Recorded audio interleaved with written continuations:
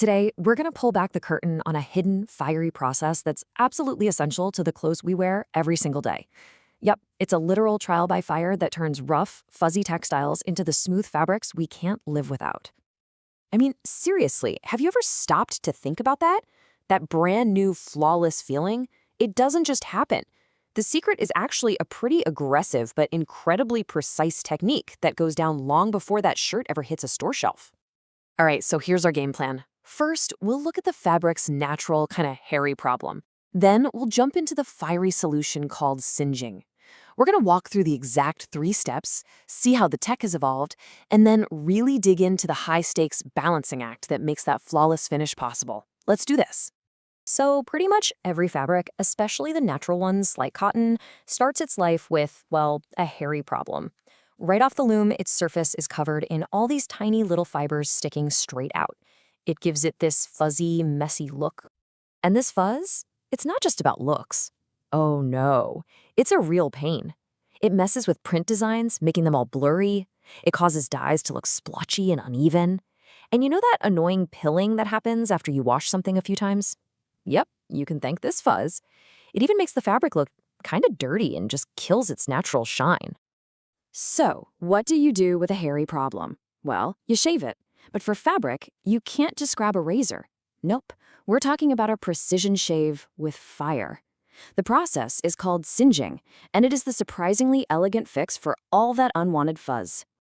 And the name for it, to singe, tells you everything you need to know.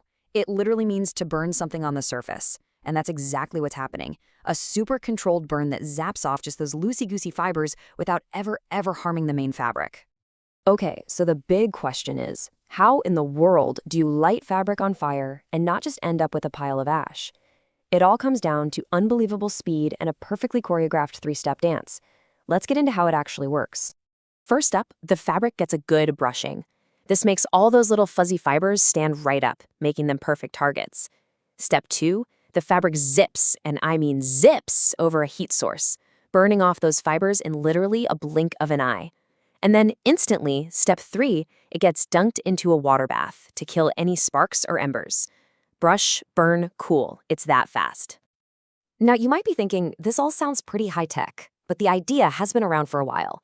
It's the technology that's really changed, going from something kind of clunky and direct to the incredibly precise, contactless method we use today. Way back, the first method was plate singeing, and it was pretty basic. You'd literally just drag the fabric over a glowing, red-hot copper plate. I mean, it worked, kind of, but keeping the temperature even was a nightmare, and it was a super slow stop-and-start process. Then came a bit of an upgrade, roller singeing. A little better, right? Instead of a flat plate, you had a heated cylinder that was spinning. This gave a bit more control, but you still had this problem where the cold fabric would cool down the roller right where it touched. And that leads us to today's gold standard, gas singeing. This is how it's done now. The fabric flies at incredible speed over this perfect, controlled ribbon of flame. The key is there's no touching involved, which means insane precision and efficiency. And this chart, it lays it all out perfectly. You can just see why gas singeing took over. That open flame gives you perfectly uniform heat. The fact that it's a continuous process means you can run fabric through it at lightning speed. Sure, the older methods added a little shine from the friction, but they just couldn't hang with the speed, control, and sheer effectiveness of modern gas singeing.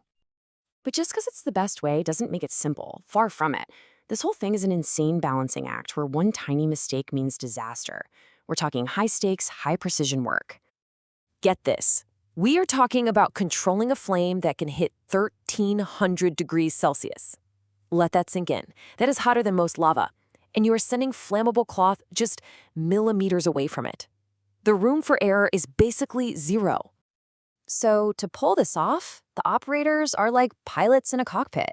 They are juggling all these different controls at once. You've got the flame intensity, the fabric speed, which can be a wild 160 meters a minute, and even the tiny gap between the flame and the fabric, sometimes just 6 millimeters. If any one of those is off, you've got a huge problem. And this right here is the razor's edge they're always walking. Too little flame, or you run the fabric too fast, you don't get all the fuzz off. But too much flame, or you go too slow, you get over singeing, and that means you've just damaged the fabric itself. And when I say damaged, I'm not kidding. A screw up here doesn't just leave a burn mark, it can obliterate the fabric's structural strength. We're talking up to a 75% loss. The whole batch? Totally worthless. The stakes are incredibly high. But when they nail it, when every single one of those settings is perfect, and that fabric makes it through its trial by fire, wow, the transformation is just, it's incredible. It goes from this fuzzy, undefined thing to something absolutely perfect. And that's really the bottom line here. Without this crazy, fiery process, all the things we love about quality clothes, the sharp prints, the even color, that amazing smooth feel, they just wouldn't be possible. It's the unsung hero of great fabric. So yeah, next time you pull on your favorite shirt and you feel how smooth and perfect it is, maybe I'll think about the incredible fire it had to walk through to get to you.